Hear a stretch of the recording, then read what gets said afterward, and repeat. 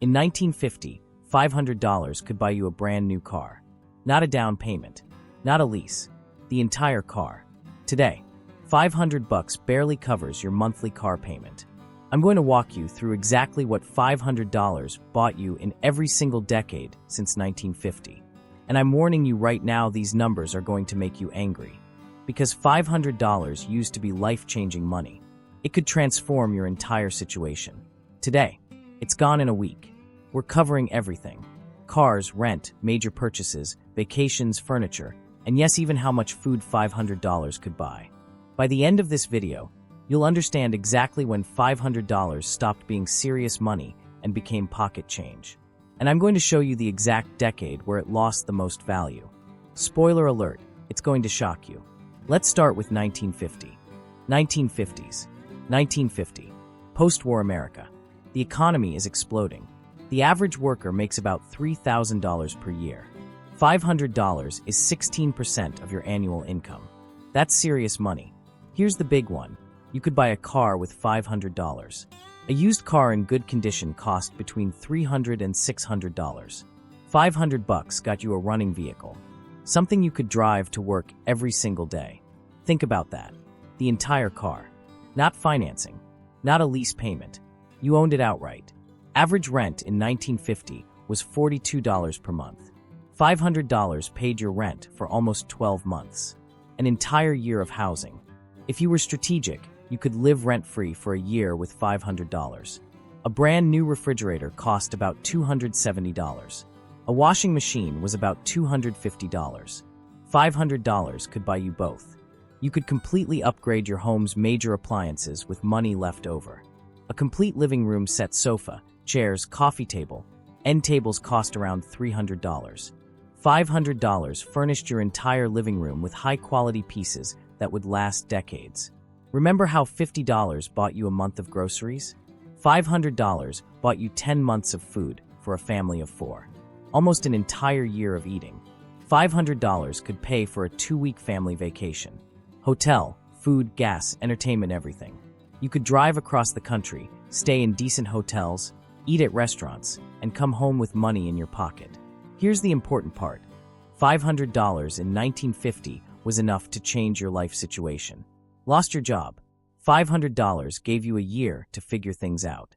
Need to move. $500 covered the car, the gas, and several months of rent in your new city.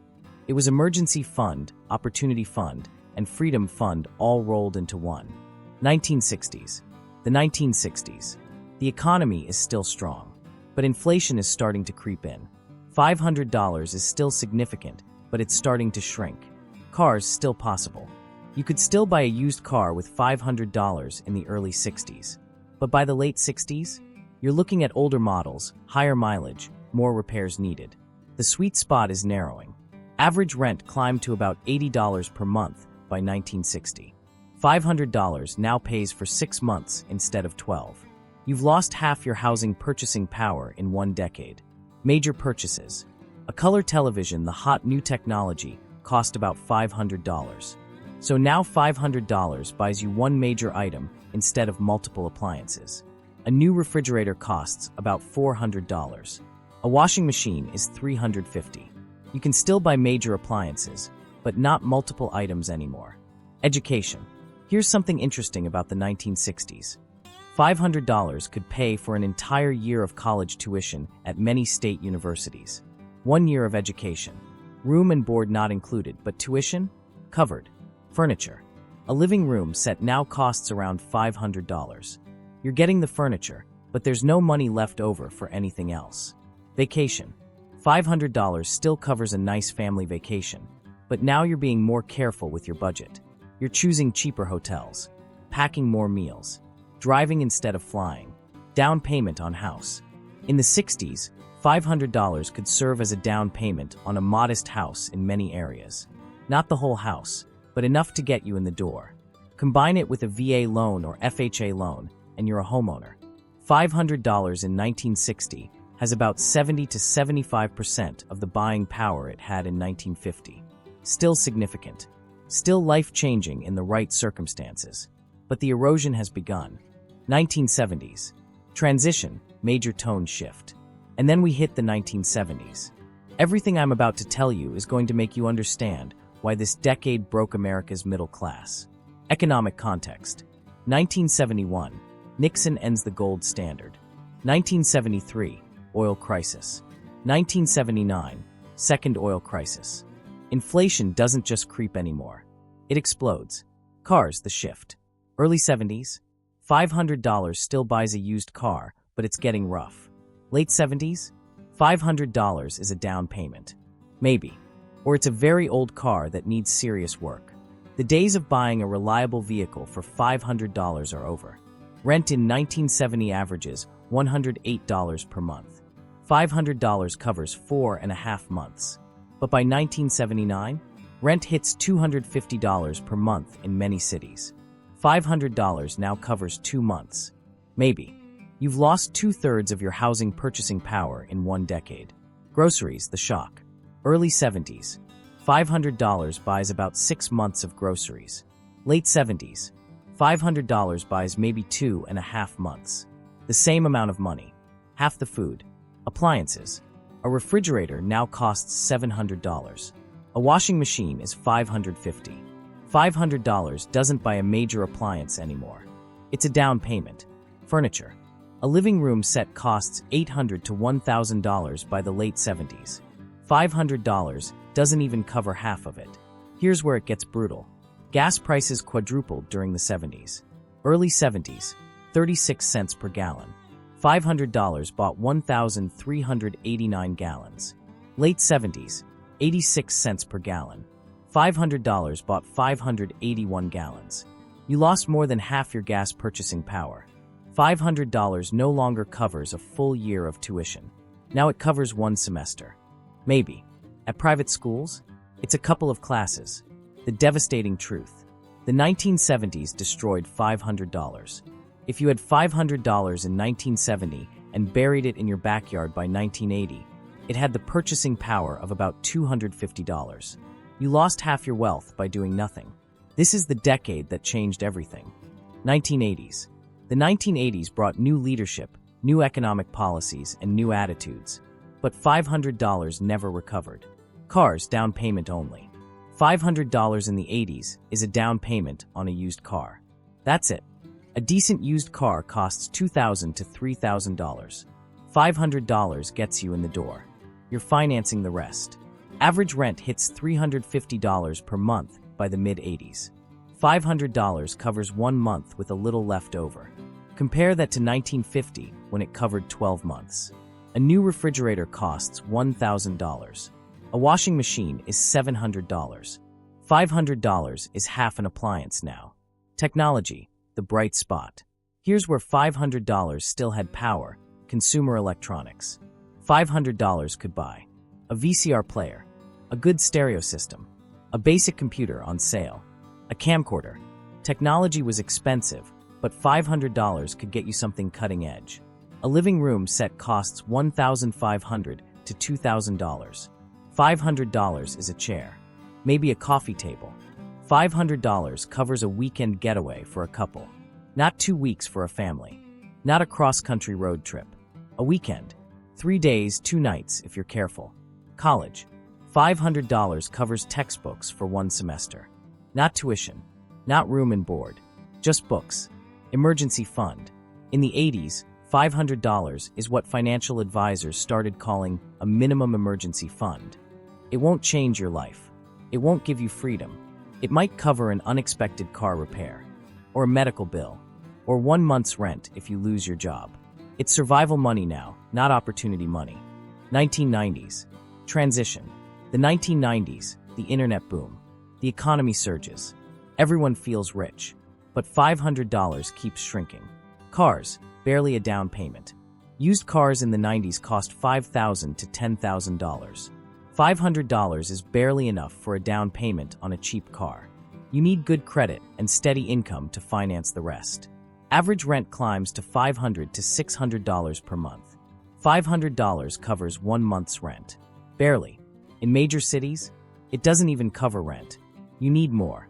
Electronics, still good value. $500 in the 90s could buy a PlayStation with games, a decent computer monitor, a CD player and 20 CDs, a mobile phone, the phone itself, not the plan. Technology remained one of the few areas where $500 felt substantial. A sofa costs $800 to $1,000. $500 is a discount furniture piece. Something from IKEA that you assemble yourself. Not the solid wood furniture your grandparents bought for the same amount. Groceries. $500 buys about 6 weeks of groceries for a family. Compare that to 1950, when it bought 10 months. You've lost 85% of your grocery purchasing power. Vacation. $500 covers. Budget hotel for a family for 3 nights. Or gas for a long road trip. Or plane tickets for one person. Not a complete vacation. A piece of one. $500 covers 1 or 2 college textbooks. That's it. Not a class. Not a semester. Just books. The 90s introduced a new reality. $500 became a common credit card limit for young adults. It was seen as starter money. The amount you could safely borrow and hopefully pay back. $500 shifted from savings to debt. 2000s. The 2000s, the housing bubble, the dot-com crash, the Great Recession. $500 becomes pocket change for some expenses, impossible for others. $500 doesn't even enter the conversation when buying a car anymore. Average used car price, $12,000 to $15,000. $500 is 4% of a down payment. Maybe. Average rent hits $800 to $1,000 per month. $500 doesn't cover rent anywhere. It's a partial payment. In major cities like New York or San Francisco, $500 is 1 week of rent. Maybe. 2008, the housing market collapses. People lose entire homes. Families go bankrupt. And $500? It's 3 days of hotel living if you're evicted. Technology, still accessible. $500 could buy an iPod, a budget laptop, a digital camera, a gaming console. Tech remained relatively affordable. $500 buys 1 month of groceries for a family, maybe 5 weeks if you're very careful. Remember 10 months in 1950? You've lost 90% of your purchasing power. $500 covers 3 nights in a budget hotel, or a plane ticket to a domestic destination, or gas and food for a road trip. Not a complete vacation, just components. Healthcare, new reality. The 2000s brought a new way to spend $500. Healthcare costs. 1 emergency room visit, $500 to $2,000. Prescription medications for chronic conditions, $500 per month. Dental work, $500 for basic procedures. $500 became medical expense money. Car insurance for young drivers, $500 for 6 months. Renter's insurance, $500 per year. Health insurance deductibles, $500 minimum. $500 now covers mandatory insurance costs, not opportunities. 2010s. The 2010s, recovery from recession, but a new economy emerges. $500 finds new ways to disappear. Cars, not even close. Average used car price climbs to $18,000. $500 is less than 3% of the cost. It barely covers car insurance for 2 months, or 1 major repair, or a set of tires. Average rent hits $1,000 to $1,500. $500 is 1/3 of rent. A partial payment that gets you nothing. In San Francisco, $500 is 1 week. In Manhattan, 5 days. Subscription economy. The 2010s changed how $500 gets spent. $500 per month covers car payment, or student loan payment, or health insurance premium, or childcare for 1 week. Everything became a monthly payment. $500 became a subscription amount. Technology phones. $500 buys a mid-range smartphone. Compare that to 1950 when $500 bought a car. A phone or a car. Same price point, different eras. $500 buys 3 to 4 weeks of groceries. You've lost 95% of purchasing power since 1950. $500 at a state university covers textbooks for 1 semester, or partial payment on 1 3-credit class. At private universities, it's 1 textbook, maybe 2. Vacation. $500 covers 2 nights at a mid-range hotel, or a round-trip plane ticket to nearby state, or rental car for 1 week. Not a complete vacation, Pieces that you combine with other money. Gig economy.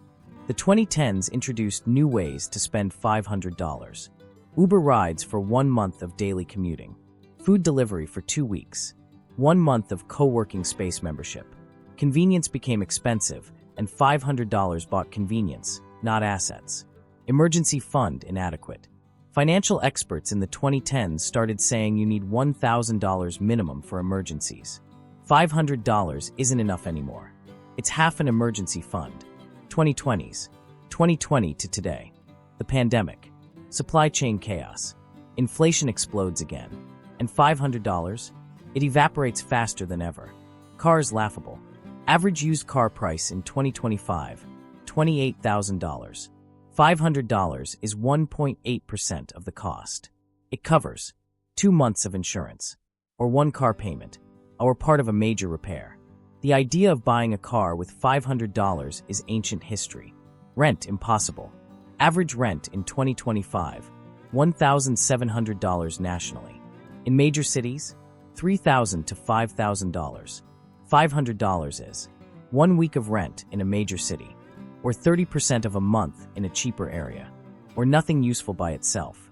Groceries, the shock. $500 today buys about 2.5 weeks of groceries for a family of 4. If you shop at discount stores and avoid prepared foods, maybe 3 weeks. Compare that to 10 months in 1950. You've lost 97% of your purchasing power. Technology. $500 buys a mid-range smartphone, or a budget laptop, or a tablet, or a gaming console on sale. This is one of the few areas where $500 still feels substantial. Vacation. $500 covers 2 nights at a budget hotel, or 1 night at a nice hotel, or a plane ticket, domestic economy, or gas for a long road trip. Not a vacation. Parts of a vacation that you need to supplement heavily.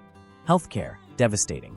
$500 in 2025 covers 1 doctor visit without insurance, or 1 month of prescription medications, or part of a dental procedure, or a small portion of an ER visit. Healthcare costs have made $500 feel tiny. Childcare. 1 week of full-time childcare in many cities. $500 to $800. $500 is 1 week of someone watching your kid so you can work. Insurance and bills. $500 covers 1 month of health insurance premium if employer doesn't contribute, or car insurance for 3 months, or partial student loan payment, or utilities for 1 month. It's bill money, obligation money, not opportunity money. Emergency barely. $500 today is considered the bare minimum emergency fund. It might cover a minor car repair, or an unexpected medical bill copay, or replacing a broken appliance used. But financial advisors now say you need 3 to 6 months of expenses saved. For most Americans, that's $15,000 to $30,000. $500 is 3% of a real emergency fund. The harsh reality. In 2025, $500 is gone in 1 emergency, half of 1 month's basic expenses. A nice dinner for 2 at an upscale restaurant, 2 days of hotel stay, 1 car payment, 1 week of childcare. It's temporary relief money, not life-changing money. The devastating math. Let me show you exactly how much purchasing power was destroyed.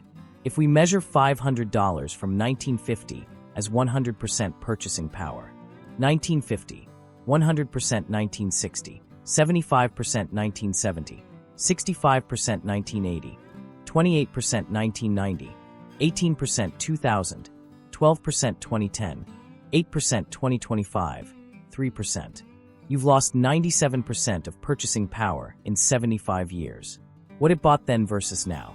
1950, an entire car. 2025, 2 car payments.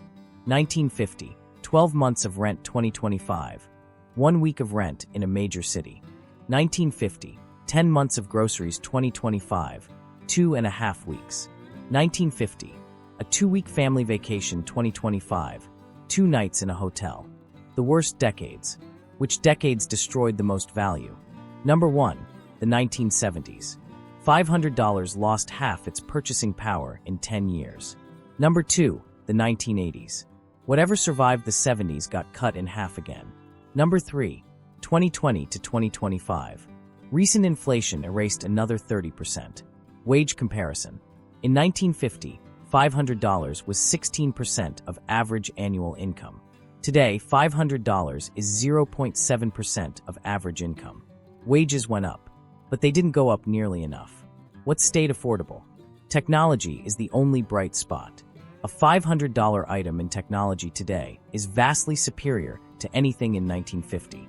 Entertainment per hour got cheaper. Streaming services give you more content than $500 worth of movie tickets ever did. But everything that matters for survival? Food, housing, transportation, healthcare? Absolutely destroyed. So there it is. What $500 bought you in every decade since 1950. In 1950, it was transformational money. Life-changing money. You could buy a car, pay rent for a year, take a family vacation, have a safety net that actually mattered. Today, it's gone in a week, sometimes in a day. One car payment, 1 week of childcare, half a month's rent, 3 weeks of groceries. It's bill money, survival money, not opportunity money. The real question, the question everyone should be asking is, if we lost 97% of purchasing power in 75 years, what happens in the next 75? Will $500 in 2100 buy a cup of coffee, a single meal, or will it be completely worthless? Because here's what the data shows. Purchasing power doesn't erode steadily. It collapses in bursts. The 1970s, the 2080s, 2020 to 2025. Each crisis destroys decades of stability. And we're overdue for another one. If this video opened your eyes, hit that subscribe button. I'm breaking down the economic history that schools don't teach and the media won't cover. Next video, I'm showing you what $1,000 bought in every decade. Those numbers are even more insane. Drop a comment. What shocked you most? Was it the car in 1950? The rent comparison? The grocery collapse? Let me know what hit hardest. Thanks for watching. I'll see you in the next one.